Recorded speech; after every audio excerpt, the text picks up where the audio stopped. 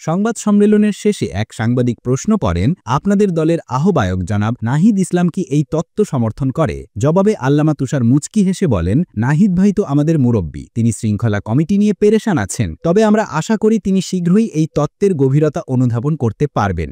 আল্লামা রিফাত রাশিদ শেষে যোগ করেন, আমরা চাই দেশের প্রতিটি নারী যেন এই তত্ত্বে দীক্ষিত হয়, তারা যেন নির্দ্বিধায় বলতে পারে, হ্যাঁ কমরেড, লাগাতে দেব, তবেই প্রতিষ্ঠিত হবে নতুন ধারার গণতন্ত্র।